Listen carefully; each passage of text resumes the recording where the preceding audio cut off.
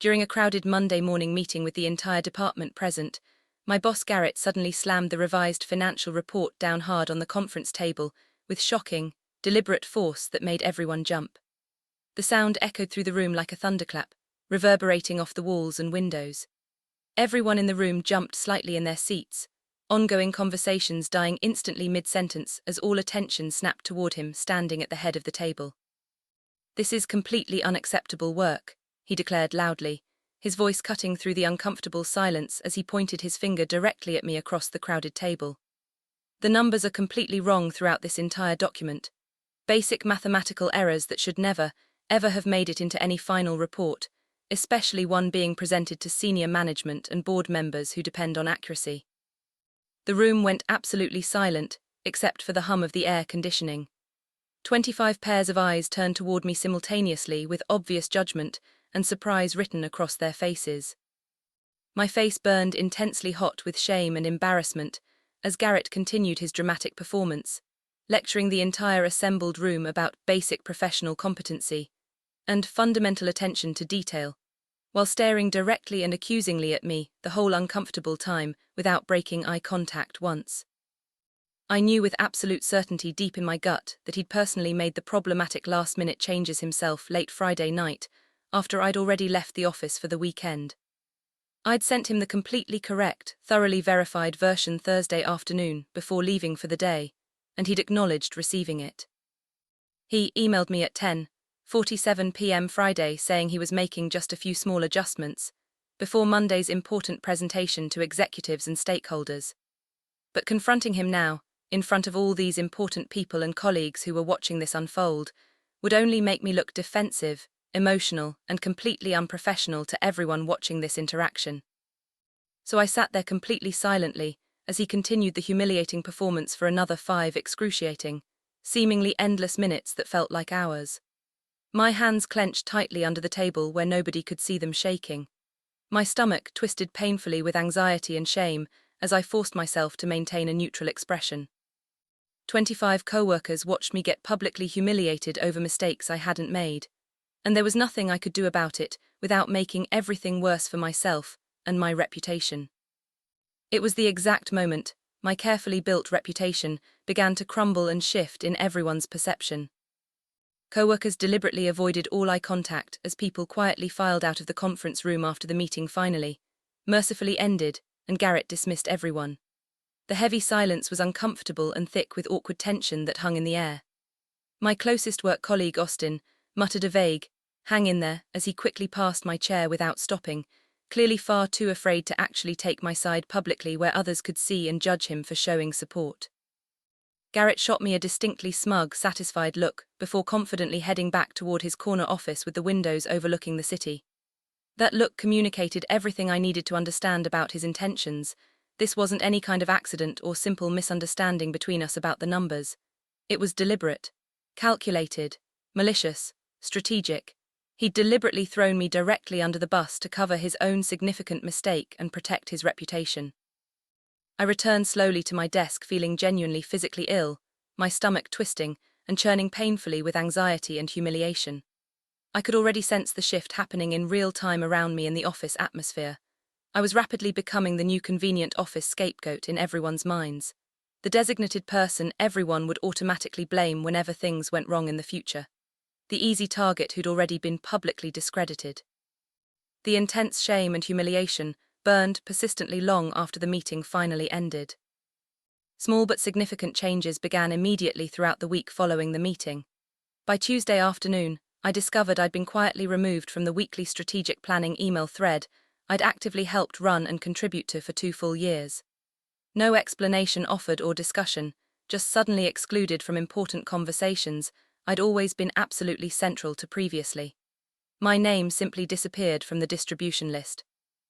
Meetings I usually confidently led were suddenly reassigned without any discussion or warning to much more junior team members who seemed confused by the unexpected change in leadership. Projects I'd been successfully managing for months were abruptly transferred to other people without any explanation. My calendar was being systematically cleared of responsibilities without anyone actually bothering to talk to me directly about any of it or get my input. People hesitated noticeably before speaking to me now in the hallways, as if I somehow carried some contagious professional incompetence they desperately wanted to avoid catching themselves. The shift was subtle in individual moments, but completely undeniable when observed as a clear pattern developing over days. I felt myself physically shrinking in my own department, taking up less space, speaking less often. I'd walk past small groups of co-workers and watch conversations pause awkwardly mid-sentence as I approached them. They'd wait silently until I completely passed before carefully resuming their discussions in hushed tones. The whispers started immediately, after I was safely out of direct earshot down the hallway. I didn't need to actually hear the specific words being said to know with absolute certainty they were talking about me and my supposed terrible incompetence that had been exposed. The professional reputation I'd spent 3 difficult years carefully building through hard work and dedication was rapidly evaporating in mere days. Everything I'd worked for seemed to be disappearing. Garrett started regularly, checking in on my work several times throughout each long day in the office. He'd appear unexpectedly at my desk unannounced without warning, asking pointed, condescending questions about basic tasks I'd been performing competently and efficiently for years, without any supervision or problems. His tone was absolutely soaked in obvious condescension that everyone nearby could hear. Slow, overly sweet, exaggerated patience, as if talking to someone who simply couldn't grasp simple concepts, no matter how clearly they were explained to them. He began deliberately handing me tedious administrative assignments I genuinely hadn't done since my very first year at the company when I was just learning the systems. Basic data entry that required no advanced skill or knowledge, filing endless reports in physical cabinets, organizing supply closets that nobody had touched in months. Work far below my actual position level and demonstrated skill set. I recognized immediately what he was doing strategically and deliberately with this calculated approach. He was keeping me far too overwhelmed with meaningless busywork to have any time or mental energy to properly defend myself against his accusations or build any kind of case. Making me so exhausted and demoralized, I simply wouldn't have the strength or clarity to fight back at all effectively. It was psychological warfare carefully disguised as standard management practice that would look reasonable to outside observers. Complaining about the assignments would only make things dramatically worse for my already damaged reputation in the office. I'd look like I couldn't handle basic work responsibilities that everyone else managed. Like I arrogantly thought I was above certain necessary tasks everyone had to do sometimes. Like I was exactly the entitled, problematic employee he was clearly positioning me to be in everyone's minds through his careful manipulation. So I did all the assigned work silently without any complaint or pushback, completed every single pointless task perfectly and on time, never giving him anything to criticize. Gave him absolutely no ammunition to use against me in future meetings or performance reviews. But inside, I was slowly dying emotionally and mentally from the constant stress and humiliation. Co-workers started asking me overly cautious, almost patronizing questions about even simple routine tasks everyone in the office knew how to do. Things they'd never questioned or doubted my ability to handle before suddenly required extensive, detailed explanation from me. Like they no longer trusted my most basic professional competence to perform standard duties. I accidentally overheard 2 of them whispering near the coffee machine in hushed voices about the terrible mess I'd made during Monday's dramatic meeting. They didn't know I was in the break room at that exact moment, temporarily hidden behind the large vending machine in the corner. Their voices carried clearly across the small shared space between departments. Rumors were spreading significantly faster than any actual facts ever could possibly spread through the office grapevine. People who hadn't even attended the original meeting somehow knew detailed, probably exaggerated versions of what supposedly happened in that conference room. Each retelling likely got more dramatic, more damaging to my professional reputation and standing in the company. I sat through it all silently, feeling the metaphorical walls closing in steadily around me with no apparent escape route. Every day the painful isolation grew worse and more complete. Every day my hardened credibility shrank further away from me. Every day Garrett's false narrative became more widely accepted as unquestioned truth by everyone in the department. By Friday of that first week, I barely spoke to anyone voluntarily anymore. Just kept my head down at my desk, did my assigned work without complaint, tried desperately to survive each difficult day without breaking down emotionally in front of everyone. The confident, respected person I'd been just 2 weeks ago felt like a distant memory from another lifetime entirely. Garrett called me into a private one-on-one meeting in his office late Friday afternoon when most people were already leaving. He closed the door carefully and gestured for me to sit in the uncomfortable chair across from his impressive desk. His expression was artificially concerned, like a worried parent about to have a difficult conversation with a troubled child who needed serious guidance and correction. "I'm genuinely concerned about your mental state after the incident last Monday," he said gently, as if doing me some enormous favor by caring about my emotional well-being. "I can see this has really affected you emotionally on a deep level, and I understand that. That's completely understandable given the circumstances and the public nature of the feedback." He leaned forward with obviously fake sympathy plastered across his face, in an expression that didn't reach his eyes.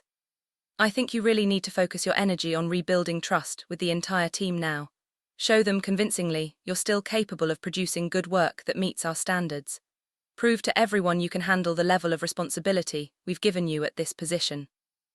I stared at him silently across the desk, realizing with cold clarity he was deliberately rewriting the entire narrative in real time right in front of me, making me the fundamental problem that needed fixing rather than acknowledging any issues with his own actions, making my emotional reaction the central issue rather than his completely false public accusations about my work, gaslighting me systematically into accepting blame for mistakes I absolutely never made in the first place.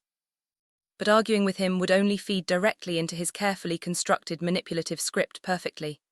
I'd look emotional, defensive, unable to accept constructive criticism professionally and maturely.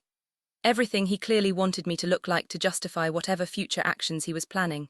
So I nodded slowly and thanked him politely for his concern about my well-being, played along with his performance convincingly enough, and hated every single second of the interaction and what it represented.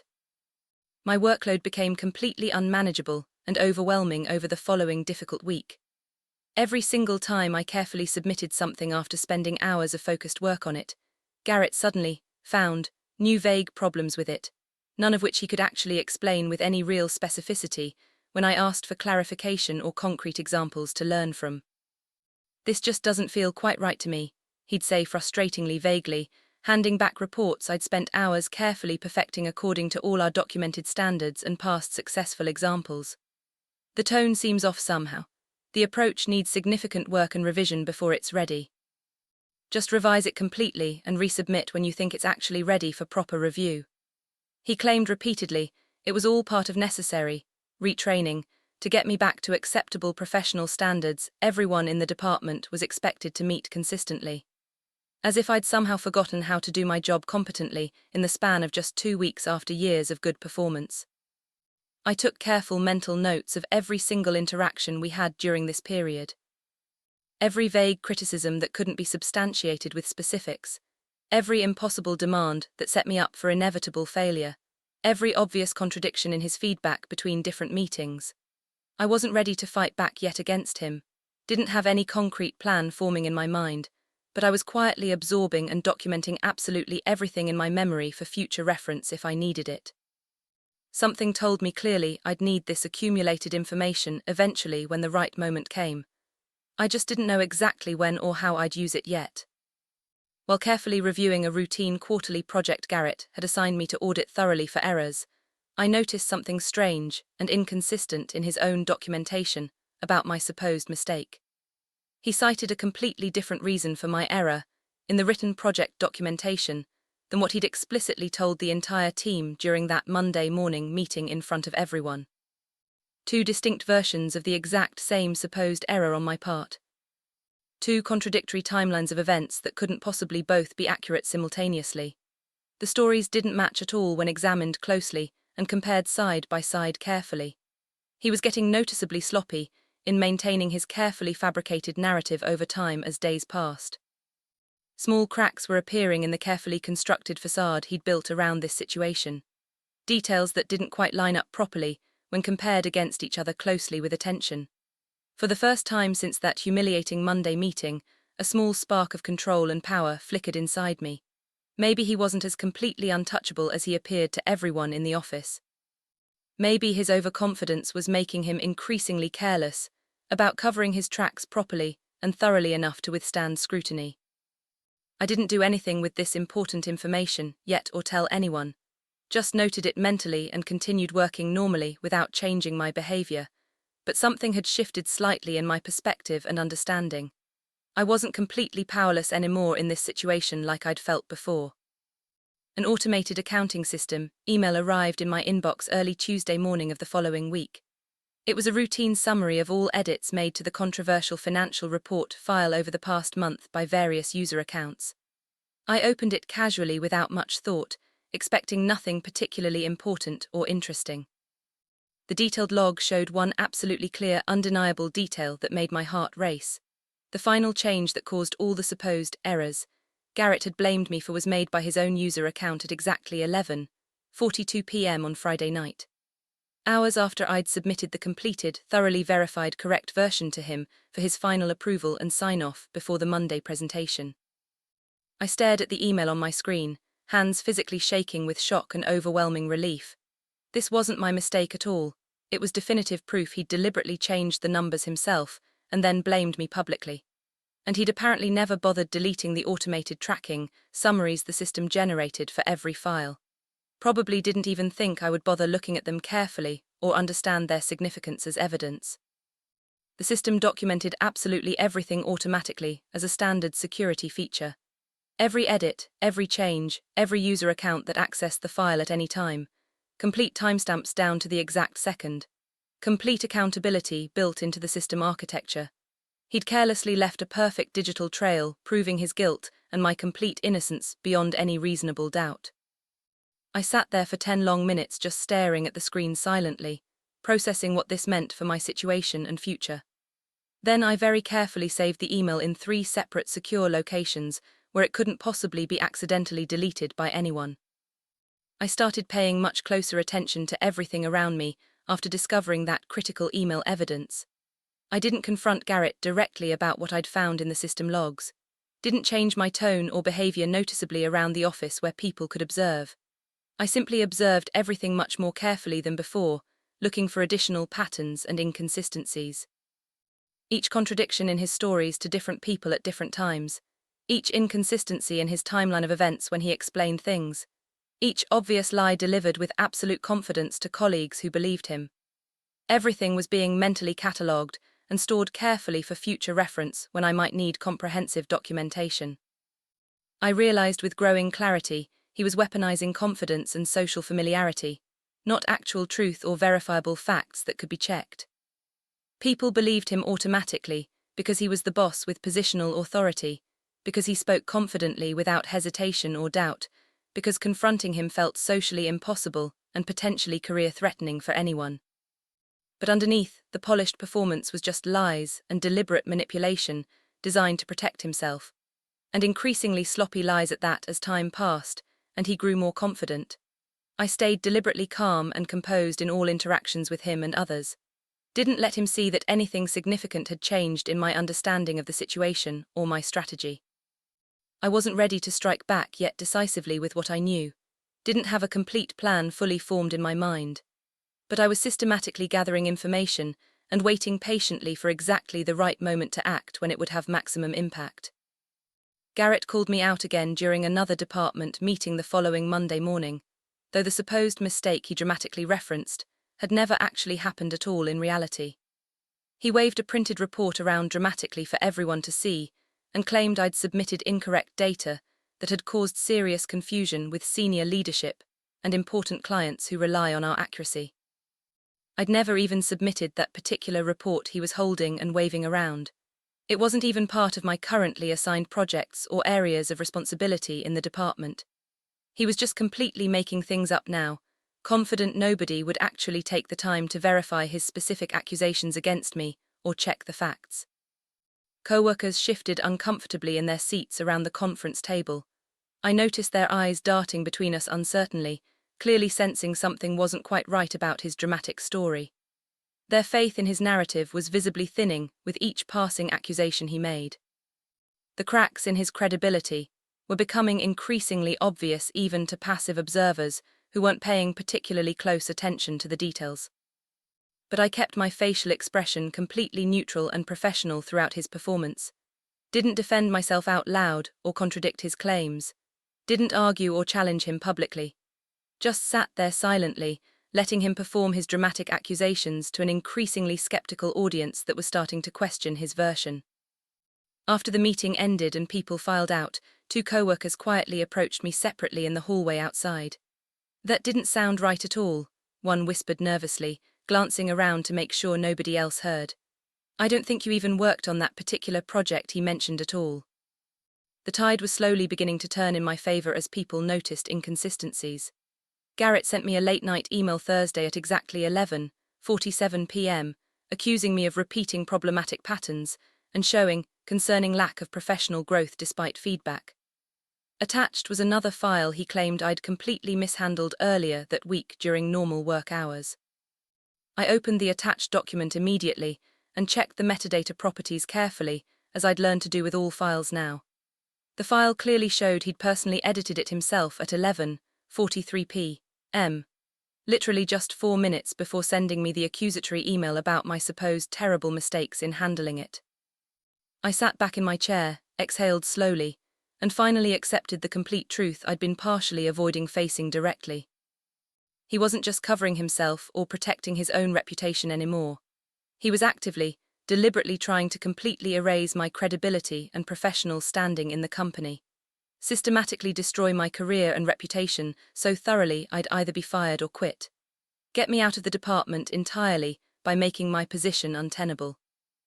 This was personal, sustained, malicious targeting of me specifically, and it needed to stop immediately before more damage was done. I sat alone in my apartment that Friday night, replaying the original Monday meeting over and over in my troubled mind on an endless loop. The shame of sitting there silently, the whispers afterward in hallways, the public humiliation in front of colleagues I respected. All of it hit me at once with overwhelming emotional force that I'd been holding back. I realized how much I'd internalized his constant lies about my competence and abilities over these weeks. How much his relentless criticism had systematically damaged my confidence and self-image. How small and powerless I'd let him make me feel in my own workplace.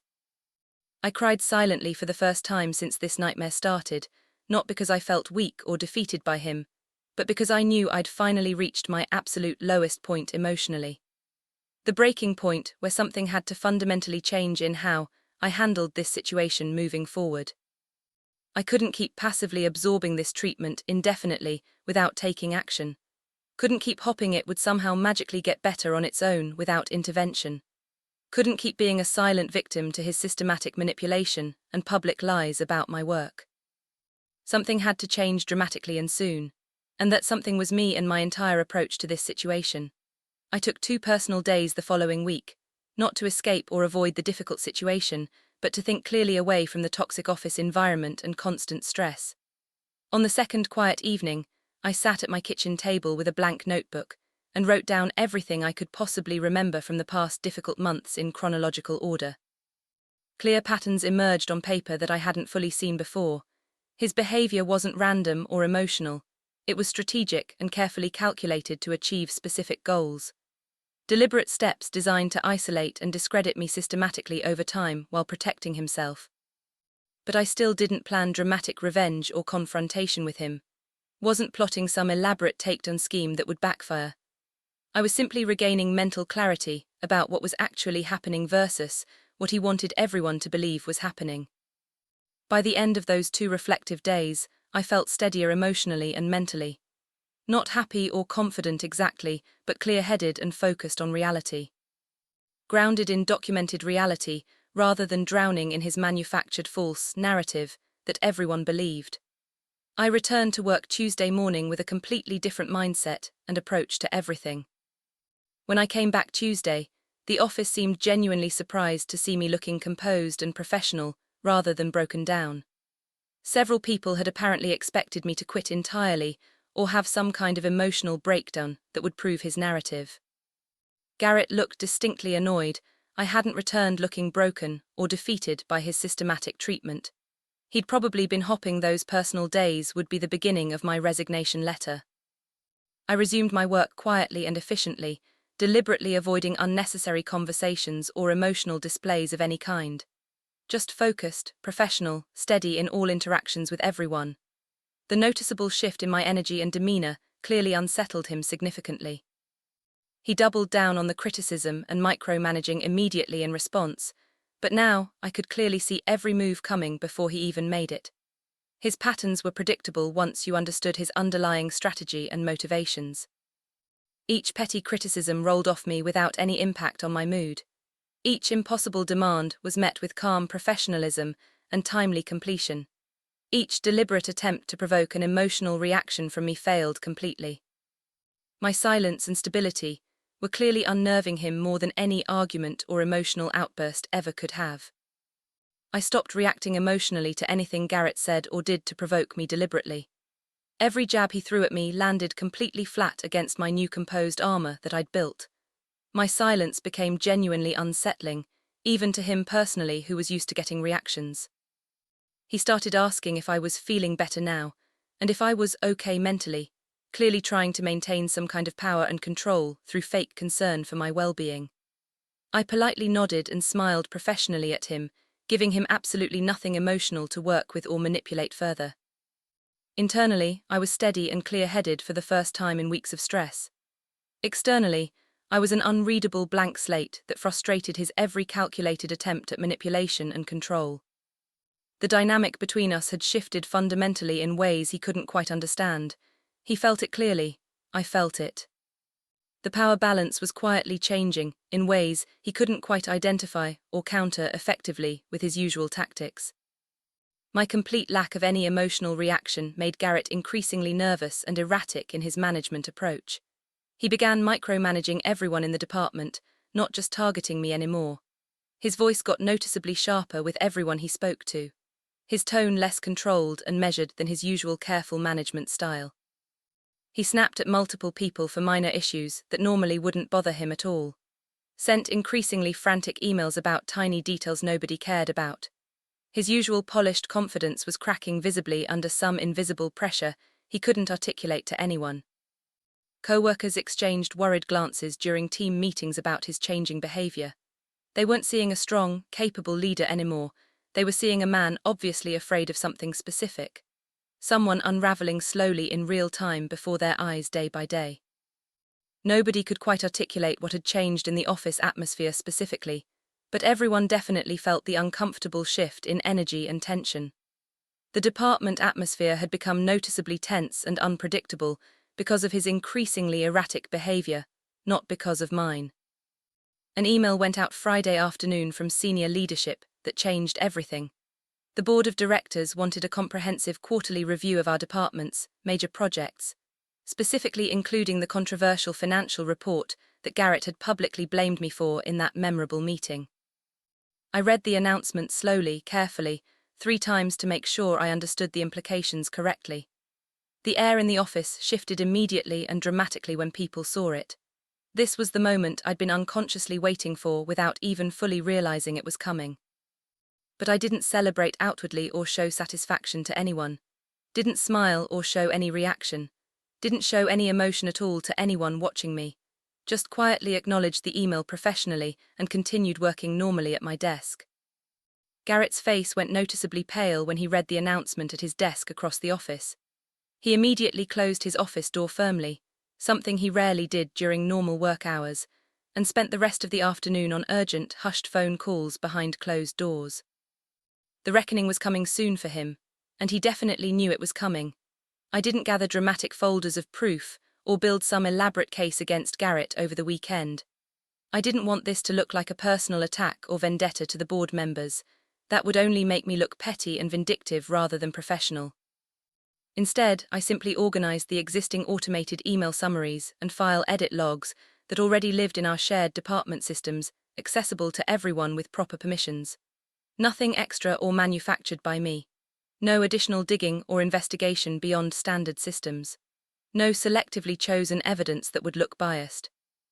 Just the complete truth that he'd forgotten was still sitting there in the digital system, thoroughly time-stamped and documented by standard automation that ran constantly. The truth that would speak for itself, clearly if anyone with authority bothered to actually look at the raw data in the logs. I didn't need to build an elaborate case against him personally. Reality had already done that work automatically through normal systems. I just needed to make sure the board members had easy access to the information that was already sitting there waiting to be reviewed. Garrett announced Monday morning he'd personally present the comprehensive department review to the board himself, without assistance. He smirked directly at me when making the announcement confidently, as if he was completely untouchable and confident in his position and ability to control the narrative. I smiled politely back at him without any emotion showing, didn't challenge his decision to present, didn't volunteer to help with preparation or offer input, just quietly nodded and went back to my work. That night, I didn't print anything dramatic or prepare any presentation materials to submit. I simply ensured the board members had proper access credentials to the shared folder where all the automated tracking summaries naturally lived in our system. The system generated records that documented everything that had happened objectively without bias. I wasn't building a case or setting an elaborate trap for him to fall into. I was simply letting objective reality do the work it should have done from the very beginning. The board members gathered around the large conference table Thursday morning for the scheduled quarterly review meeting. Garrett launched into a polished, clearly rehearsed speech about departmental performance and achievements over the past quarter with impressive metrics. He spoke confidently and smoothly, hands moving through practice gestures he'd obviously rehearsed. Rehearsed charm on full display for the executives and board members. The perfect image of a capable, competent leader firmly in control of his department and projects. I sat near the back of the room quietly, watching silently, waiting patiently for the exact moment when objective truth would inevitably surface naturally through their review. I'd done nothing except ensure proper access to information that already existed in standard systems. Garrett's presentation was genuinely impressive on the surface level to anyone not looking deeper. Professional charts and graphs displaying positive trends, positive metrics and growth numbers, strategic vision clearly articulated with confidence. He was genuinely good at performing competence and confidence for audiences. But performance only works effectively when nobody bothers to check the foundation underneath the polish. A board member opened her laptop to reference the shared project folder during his presentation. She clicked on the automated summary for the controversial financial report file. The detailed edit log appeared on her screen, clearly showing timestamps. The timestamps showed clearly and undeniably to anyone looking at it. The final changes, the ones that caused all the supposed errors he'd blamed me for publicly, were made by Garrett's user account at 11:42 p.m. on that Friday night, not by me during business hours like he'd publicly claimed to everyone. The room went completely still and silent as she read.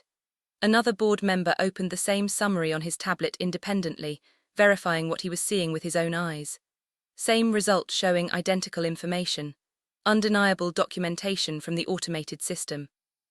The changes were definitely made by Garrett's account credentials in the system, not mine. The digital paper trail was absolutely clear and irrefutable to anyone looking at the objective data. Garrett's face drained of all color visibly as he noticed what they were looking at. His confident presentation faltered mid-sentence awkwardly as he stumbled over his words. He stammered something about moving quickly to the next slide, clearly desperately hoping they'd move past this discovery quickly without detailed discussion. They didn't move on at all from what they'd found. Garrett stammered badly, trying desperately to explain the obvious discrepancy in the system records that contradicted his entire narrative. He claimed initially it must be a system glitch or technical error, then claimed I must have somehow accessed his account inappropriately without authorization. Then claimed he didn't remember making any changes at all that night and couldn't explain it. The more he spoke trying to explain away the evidence, the worse it got for him. Each explanation obviously contradicted the previous one he'd just given. His polished confidence evaporated completely, replaced by obvious panic and desperation visible to everyone. The board members exchanged significant looks with each other across the table. Years of built trust evaporating right in front of him in real time. Once you start obviously lying to people in positions of power, recovering that credibility becomes nearly impossible. I stayed completely silent throughout his increasingly frantic meltdown and explanations, didn't add commentary or accusations of my own, didn't defend myself or attack him verbally, didn't need to do anything at all. The documented facts spoke clearly enough without any help from me. The board chairwoman finally interrupted his rambling explanations firmly with authority. "I think we need to continue this review privately without staff present. Thank you everyone for your time and contributions today." Everyone filed out silently and quickly. Sensing the tension, Garrett carefully avoided eye contact with everyone in the room, especially avoiding looking at me directly as we left. Next morning, HR announced officially that Garrett had been placed on administrative leave pending a thorough review of department management practices and conduct. The office buzzed with shocked conversations and speculation about what happened. People who'd believed his narrative for weeks suddenly realized they'd been systematically manipulated and lied to. Co-workers approached me hesitantly throughout the day, offering awkward apologies for how they'd treated me recently during the difficult period. I accepted their apologies politely and professionally, not out of magnanimous forgiveness, but because I was genuinely done with the emotional weight of this entire toxic situation. Holding grudges would only keep me trapped mentally in his toxic influence. Several people admitted quietly they'd had serious doubts about his story, but were too afraid to speak up publicly against someone in authority. Fear of retaliation from management, fear of becoming his next target themselves and experiencing what I'd gone through. I understood their fear completely because I'd been living in it.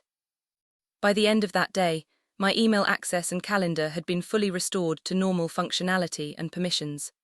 Projects returned to my direct responsibility and oversight. My system access and authority quietly reinstated completely, as if nothing had ever happened. I sat at my desk Wednesday morning, finally able to breathe normally for the first time in months of constant stress. The constant tension and anxiety had finally lifted from my shoulders. My workspace felt like it was mine again. A board member stopped by privately to thank me personally for my professionalism during the difficult review process.